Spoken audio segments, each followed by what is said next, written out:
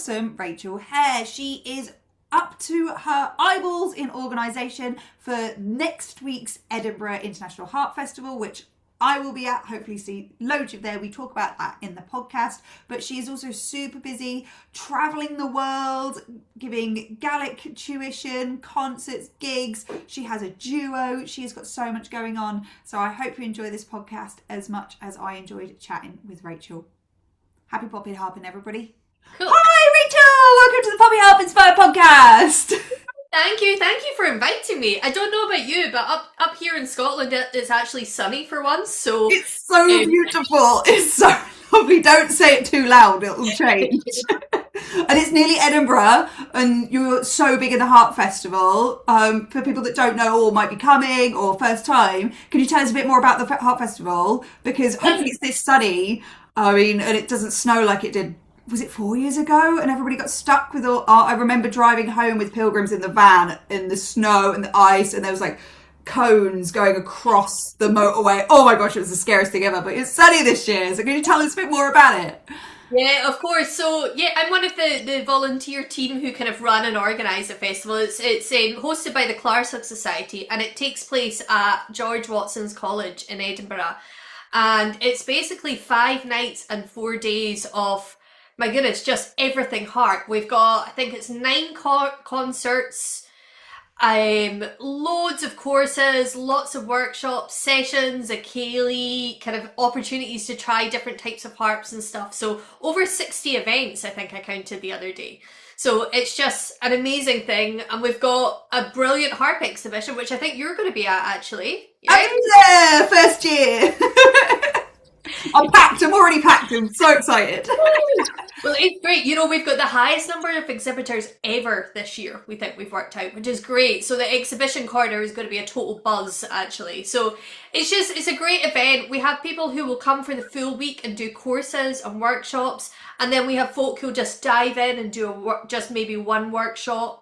And then the general public will come into our concerts as well. We're quite a well-known festival in the city, so it's great. If you've ever wanted to visit Edinburgh, it's a great time to visit Edinburgh. You know, get a little bit of harp, and then you can go and kind of do your kind of touristy things as well. It's also great for the youth stuff as well, isn't it? Because it's one of the festivals I run a lot of stuff, and it's very adult sort of predominated, but actually there's loads of youth stuff. I think, are you doing the youth ensemble? Is that happening? Yeah, so we've got a couple of things this year. We've kind of been slowly building on this because it kind of fell away during COVID.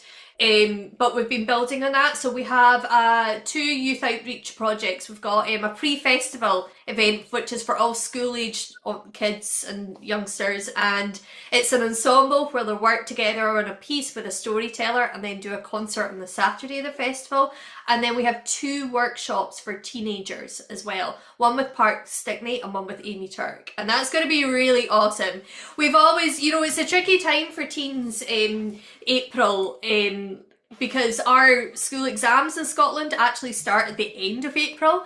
So we try to do just kind of one-off event for the teens to make sure that they can come and have an opportunity to get involved, but maybe not be there every single day. Because you know what it's like when you were that age and you had the stress of exams.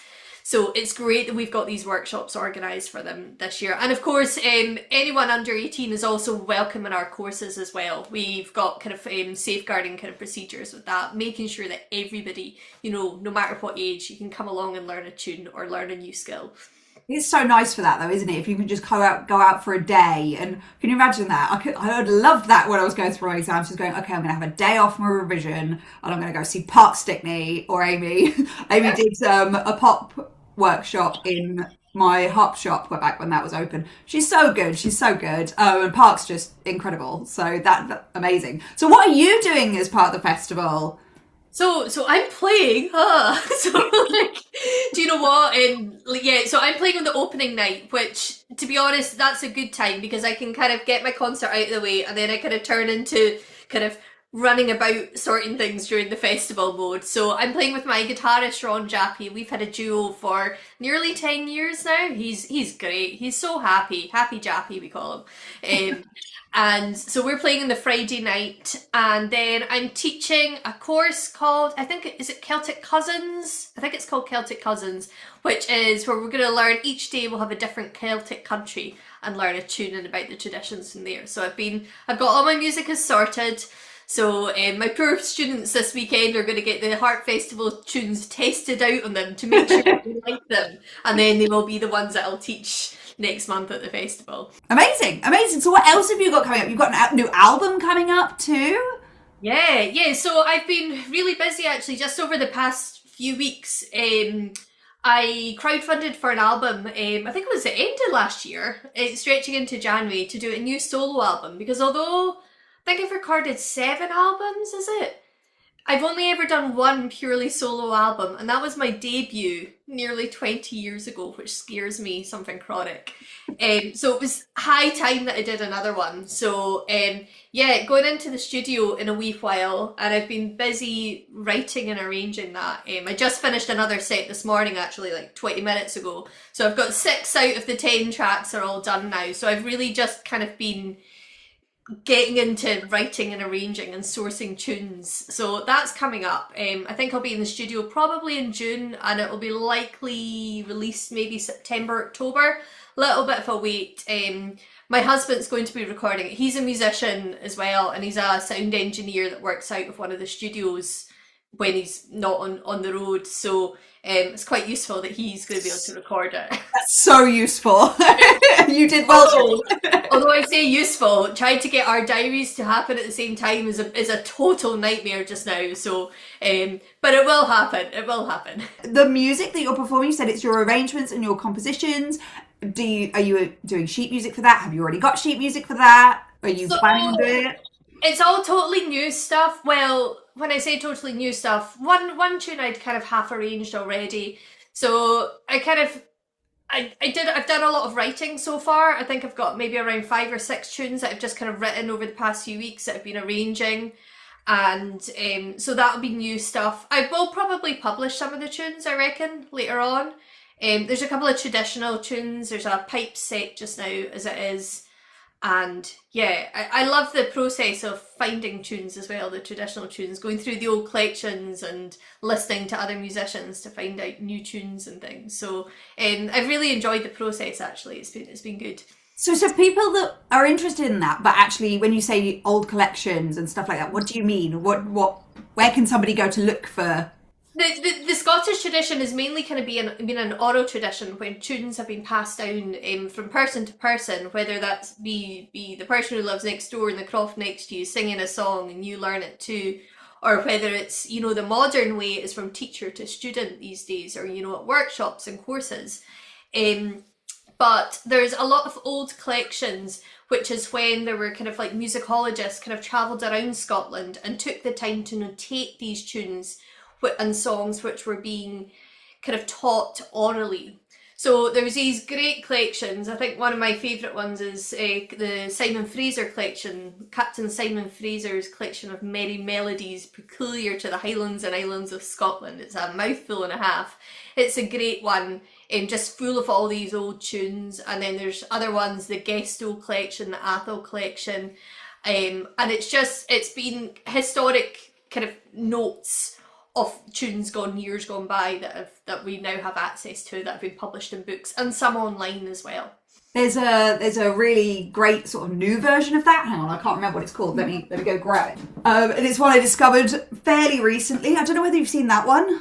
Yes, I've got that in my cupboard. I love this because a lot of the time you don't know about the stuff women have done, and there's so many great ones in there, and it's not sort of historical or anything like that, but if you want to get into it and you want to support a new book, that's a great one. There's amazing tunes in it, as you say. It's been a really well compiled book, and they've got a really good social media presence as well. Actually, they put tunes out as well that are from the book that folk have filmed little videos of, which is cool.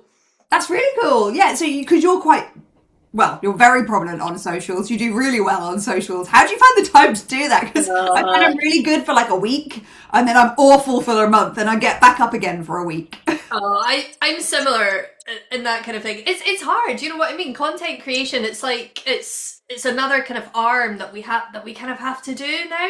You know, it's not all about just playing music. You have to kind of be able to do it all. I was speaking actually, I went round to a neighbour the other day, there's a lassie who's 15 and she's thinking about getting into doing music and was asking about doing some work experience and stuff. And I was kind of giving her an insight and I was kind of saying, you know, it's not all just about playing your instrument now. You have to be able to be basically a marketeer if you're going to be self-employed and you're going to put yourself out there.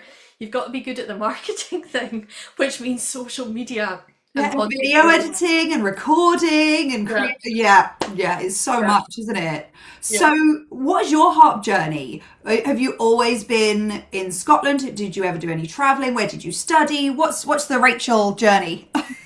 So I was born and brought up in a village called Ullapool, which is a beautiful, well, it's actually a large village now. It's fair grown since we left, which is in the Northwest Highlands, around, I guess, about 4 hours drive, 4 and a bit hours drive from Edinburgh or Glasgow in the central belt of Scotland, on the coast. Beautiful place. And in that area, I got the chance to go to kind of like a summer school, and it was called Fèis Ross, a kind of Gaelic traditional arts week of tuition.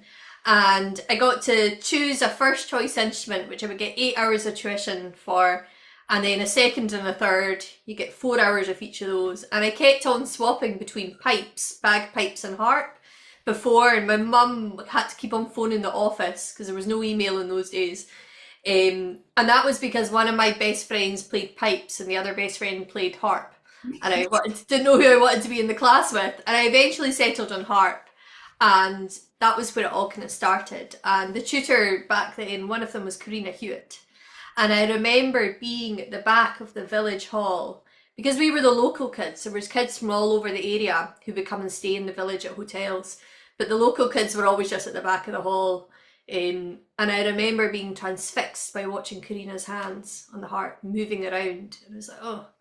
And then later on, I got on quite well at the class, and my mum and dad after the week said, well, would you like to start learning? So I started weekly lessons. Kind of half of the lesson was always wasted because it was always really bumpy, twisty Highland roads, and I would be car sick by the time I got to be green by the time I get to my lessons. And so I started lessons from about the age of 10, and when I turned nearly 16, we actually moved to Edinburgh, which was a huge thing for me. It was quite an upset when you're kind of a teenager and when you're in the Highlands in a school of 200 people.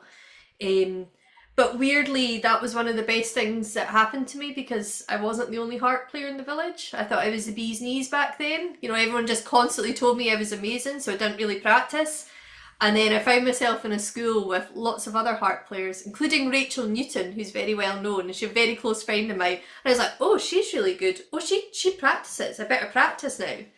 So that kind of got me going. And it also kind of got my real love of traditional music because I kind of took it for granted up north in the Highlands. It was there on the doorstep.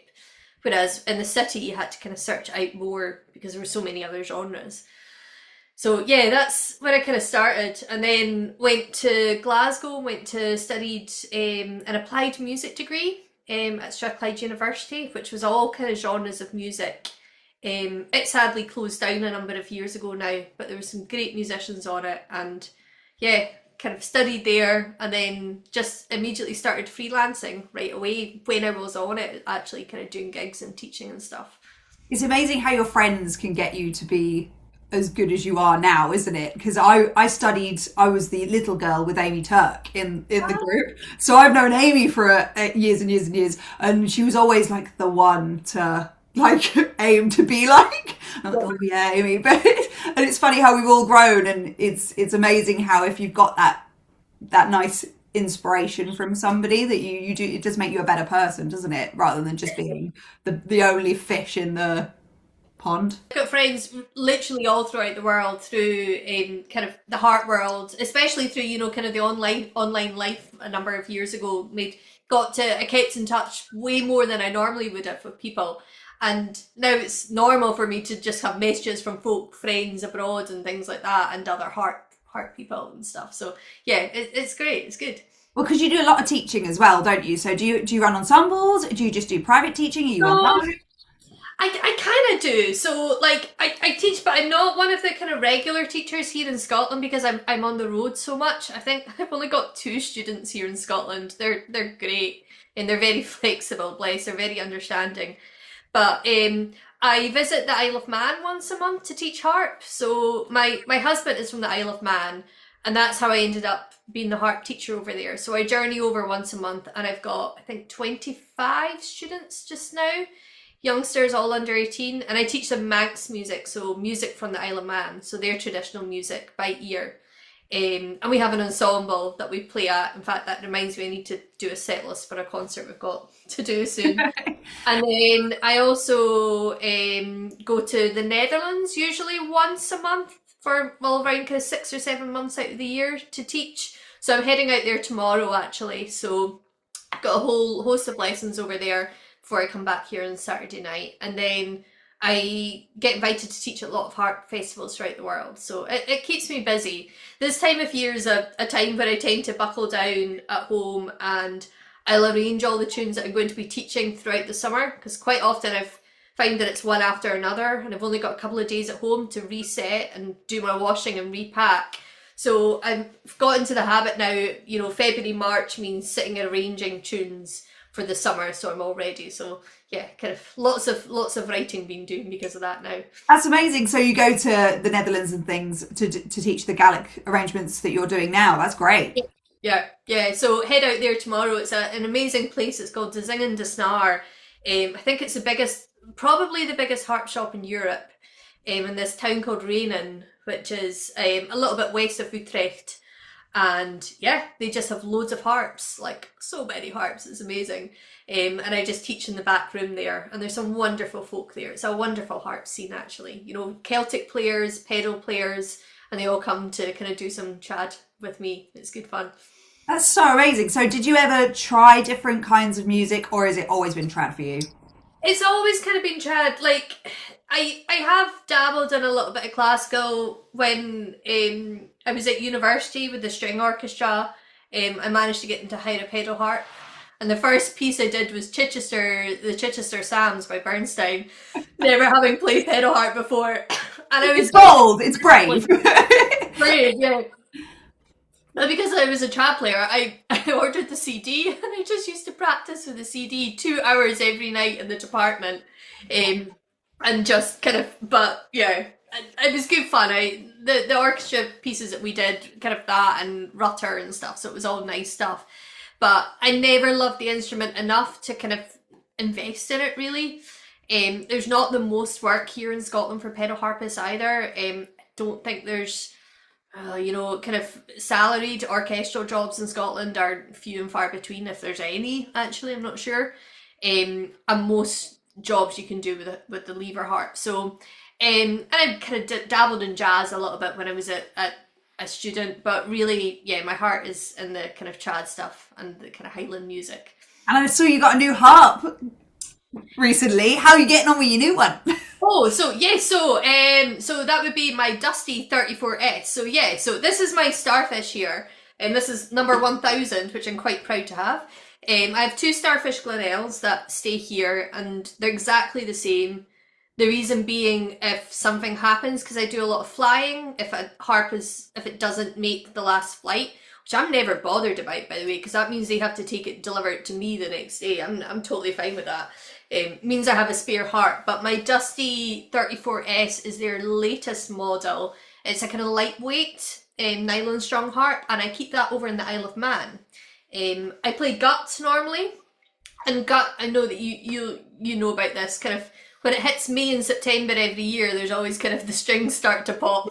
I didn't want that for my Isle of Man harp. I wanted something that would just be solid, and I didn't have to worry about turning up and then getting the harp out before lessons and going, oh no, I've lost 3 strings. So my 34S is over there, and it's great. It feels exactly the same as this harp, and it's dead reliable. So yeah, it's over in the Isle of Man just now. And Dusty are great actually. They're a really good company. And I quite often use their harps if I'm out in the US as well. So I've just discovered their their string not their string buttons. Oh my Oh my gosh, I love their string buttons. So I have an addiction to them. I don't want to think about how much I've spent on them. So I've been, just this week, I've got an old Iowama harp that belongs to the Isle of Man that I've just been completely restringing. The nylon strings were so old, they kept popping. So total restring. And I've been restringing a student's Ravenna, exactly the same. And I'm using string buttons and everything. It's so bad. So good. They're great. And when they made them, I was speaking to Ray and Sue, and they said one of the unexpected kind of things that they hadn't considered was that it's been really good for in an accessibility mode. So people who've got, kind of delicate hands or maybe have arthritis in their hands, means they can put their own strings on now because of their string buttons now. Yeah, it's so good. I've told all of my ensemble, I brought in one and lent everybody one. And I'm like, you can try them, and they've all given them back to me. And we've ordered them, so there's your one back. It's so good. It's so good. They're reusable as well, because when you pop a string, you just take it off and put it back on. God, great. So good. Amazing. Oh, well, thank you so much for taking the time to come and chat to us. That's been incredible. It's been so lovely because I've met you so many times, but not actually had a time to speak to you, because it's always been we're both working and been like, okay, hi, move on. So it's been so lovely to catch up with you, and I get to see you in a little bit less than a month. Let's not count down the days. We've got a lot to do then. Well, all the best for your concert. I'll make sure this will be coming out just before the festival. So if you're interested in coming to see you play, woohoo! I'll whack the website and everything below. But thank you so much for your time. Great, thank you.